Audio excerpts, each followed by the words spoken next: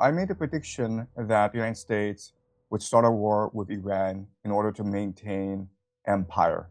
And that's exactly what's happening. Right now, America is an empire in decline. And we can tell because 5% of white American girls in their 20s are on OnlyFans. Young people are broke. They try to make money on by gambling in cryptocurrency. There's massive inequality in China. There's massive inequality in America. Congress is deadlocked. Uh, politicians no longer represent the best interests of the people. America has become an oligarchy. The US dollar has debased in value. And so these are all the signs of an empire in decline. Another sign is an empire lashes out against the world.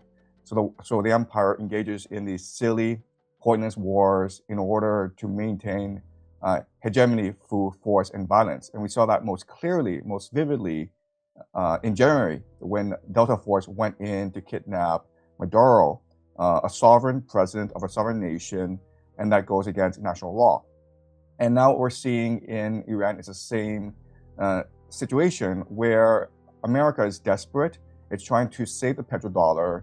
And to do that, they're trying to knock out Iran and impose a government that's much more friendly to the interests of American empire. And that's what's happening today. Well, so the major sign of an empire in decline is hubris.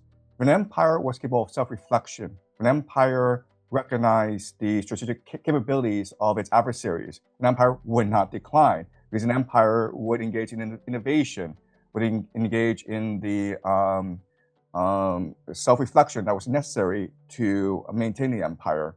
So the issue was the 2003 Iraq War, when America, in about 2 weeks' time, was able to steamroll the Iraqis and overthrow Saddam Hussein. But people forget that by 2003, Iraq was a depleted, degraded nation. It did not have air defense. And so it could not protect itself from American attacks. And when Saddam Hussein was advised by his generals to develop air defense, his response was, there's absolutely no point. We can't defeat the Americans. So the Americans are silly enough to come attack us. Let them. But I don't think they will, because if they knock us out, then Iran becomes the regional superpower. And so they wouldn't do that. But obviously they did do that. And now, that allowed Iran to become the regional superpower of that region. So it's really hubris. You overestimate your own strengths and you have contempt for your enemies. And that's why we are in this situation.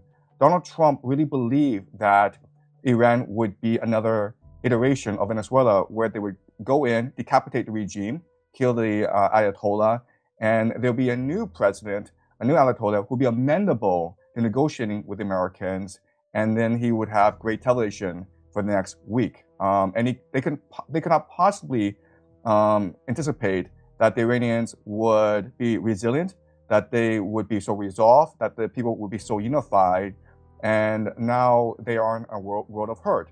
And Donald Trump himself, in the press conference, said that, look, I was given bad advice. He names Jared Kushner, Steve Witkoff, and Big Peter Hegseth, and saying that they told me that this would be quick and easy, and that's why I did this. Well, it's really a question of what your interests are, right? So we're assuming that they all want to defend the American empire. But let's assume that for whatever reason, they want to end the American empire. They want to cause this disastrous war in the Middle East. America is so embarrassed that it must retreat back into the Western Hemisphere. What would happen? Well, Israel would become the dominant power in the Middle East, and they would achieve something called the Greater Israel Project. And Naftali Bennett, who is the former Prime Minister of Israel, and who was expected to become the next Prime Minister of Israel once Netanyahu leaves the world stage, he said that Turkey is new Iran. So this tells you that the Israelis are thinking far ahead, that after this war in Iran is over, they'll still go after Turkey. Why? Because in the Greater Israel Project, which is what they believe that God promised their ancestor Abraham, they will have control from all the Middle East, from the Nile to the Euphrates. That includes Iraq, that includes Turkey, that includes parts of Saudi Arabia, that includes parts of Egypt. No, I completely agree with that assessment, and we know because of how America is conducting this war. So the first problem is that the Americans have yet to articulate a clear, coherent strategy, what the military objectives are. And the reason why you want to do that, the reason why you don't want to articulate a strategy is you would then be contained or bounded by your strategy. If it's about helping democracy protesters, then you would not be bombing civilians, right? Remember the first day, they bombed a school, a girls' school in the south of Iran, and they killed about 170 schoolgirls. And now there's credible evidence that it was actually an American Tomahawk missile that killed these schoolgirls. The Americans have struck a desalination plant in Iran. Oil depots that are being used to provide fuel for civilian purposes were struck by the Israelis. And now if you go to Tehran, the capital, it's basically the apocalypse. It's just a black sky. And so if you're intent on helping the Iranians achieve democracy, you wouldn't be doing this.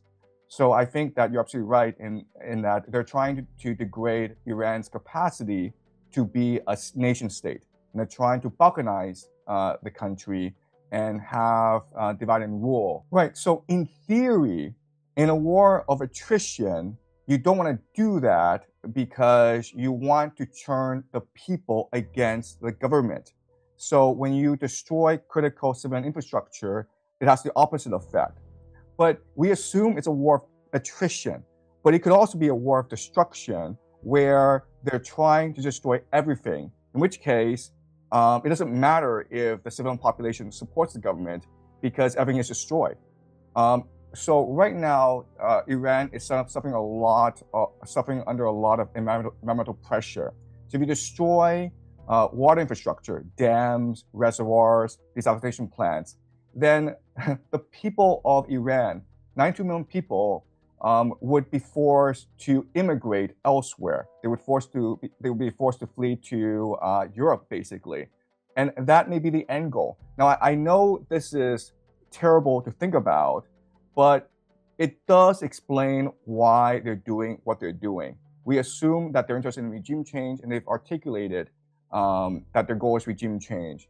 But it's entirely possible their goal is just to destroy Iran as a civilization. This is not turning out the way I thought it would turn out.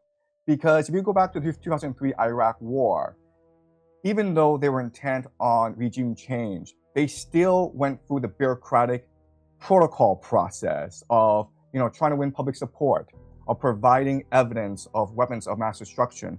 Colin Powell made a point of going to the United Nations and making a case in front of the Security Council.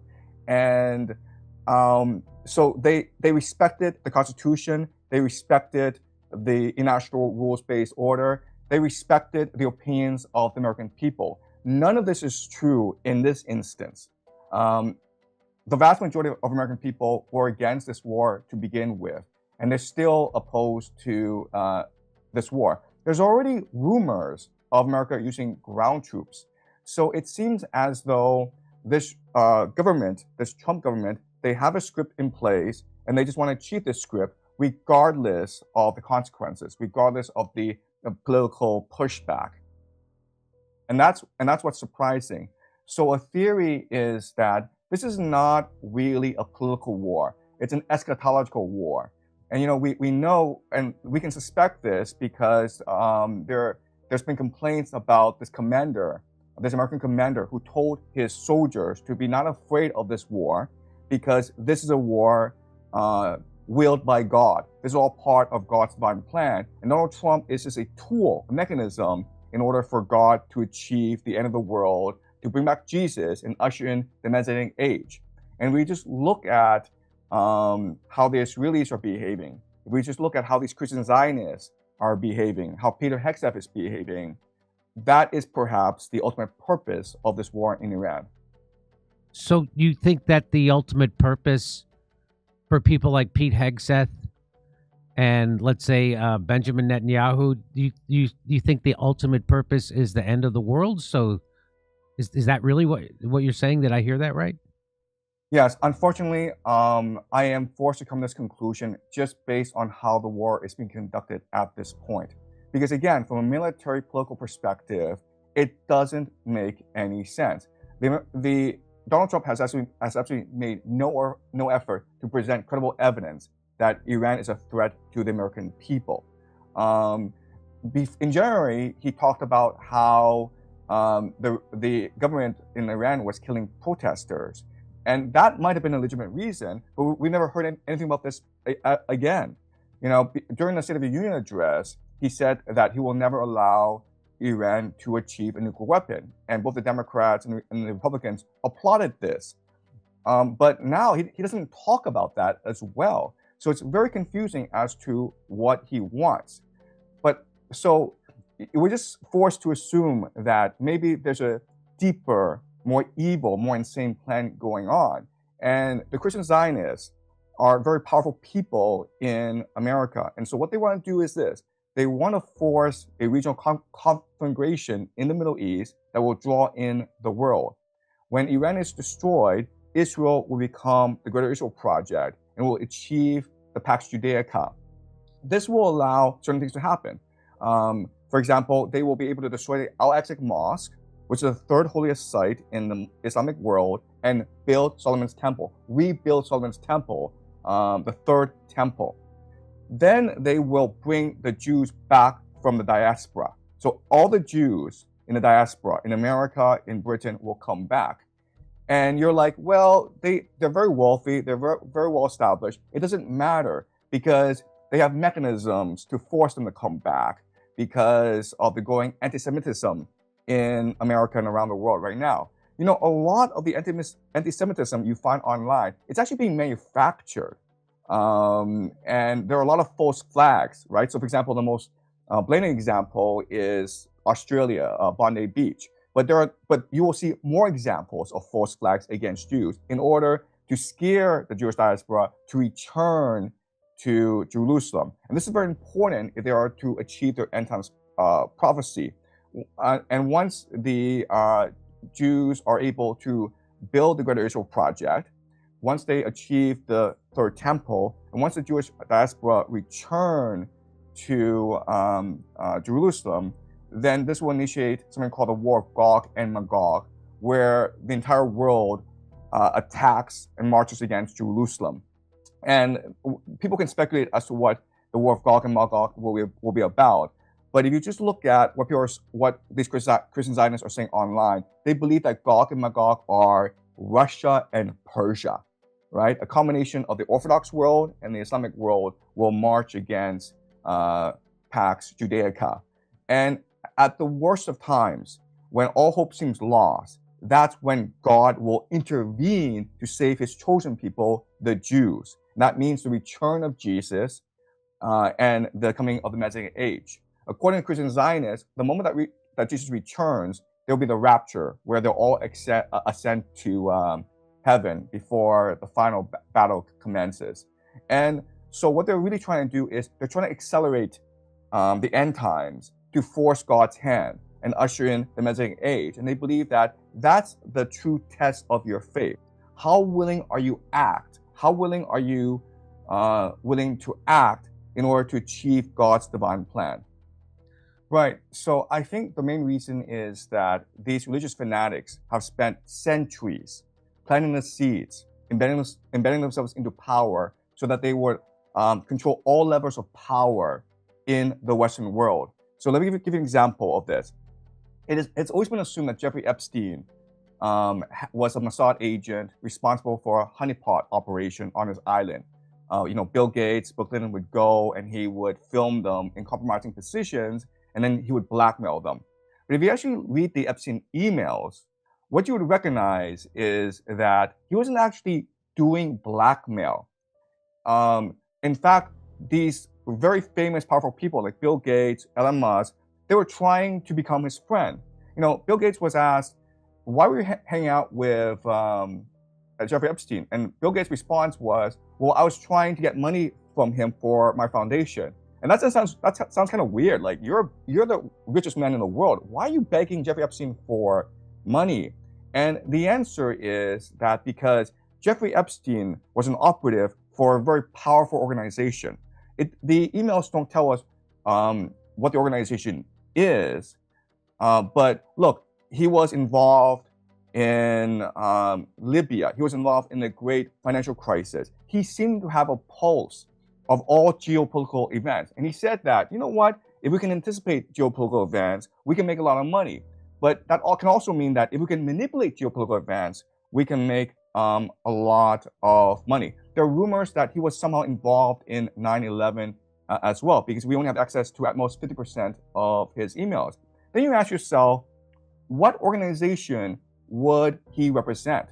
And the closest speculation, okay, and again, this is speculation, is the possibility that he was a representative, a political operative of the Chabad Lubavitch, which Tucker Carlson mentioned in a monologue a few days ago. Chabad Lubavitch has been around for a couple of centuries, and they are Messianic Jews who want to usher in the end times. And another piece of evidence to suggest that Chabad Lubavitch is very powerful is that Jared Kushner, the son-in-law of Donald Trump, he is a Chabad Lubavitch family. His entire family is part of this movement based in Brooklyn. And what is Jared Kushner doing now? Well, he and Steve Witkoff are Trump's envoys to peace in Ukraine, right? Then they went to Russia to negotiate peace with Putin. Then they went to Ukraine to negotiate peace with Zelensky. They're very close to Netanyahu.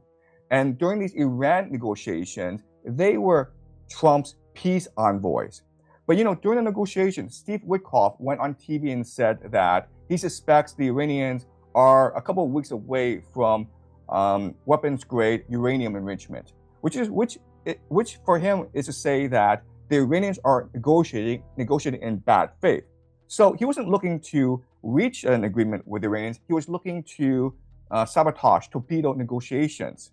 And so is it possible that Jared Kushner and Steve Witkoff, they are trying to manipulate geopolitical events in a certain way that achieves their eschatology, that they are operatives of religious individuals, and there's a script in place, and they're just the actors in this script. So the Chabad Lubavitch movement is something that we can look at. Also, the Freemasons, right? Because the Freemasons are the ones who control the national security apparatus in America. And a third of US presidents have been Freemasons. The most famous Freemason, of course, was Harry S. Truman. He was a 33rd degree Freemason, the highest level of Freemason. He was the 33rd president of the United States. And he was the one who ordered the dropping of nuclear bombs on Hiroshima and Nagasaki, which sit on the 33rd latitude. So are all these coincidence? I'm not really sure, okay? But it seems as though there are very powerful people who are extremely religious, and they believe that they've uncovered God's plan. And they are patiently, methodically embedding themselves into power so that they can achieve their eschatology. And they feel as though this is the moment. This is the moment we've been waiting for 500 years. And another 5-10 years, and we will achieve our plan. And that's why we see so much anxiety in the world. That's why we see so much desperation in the world right now.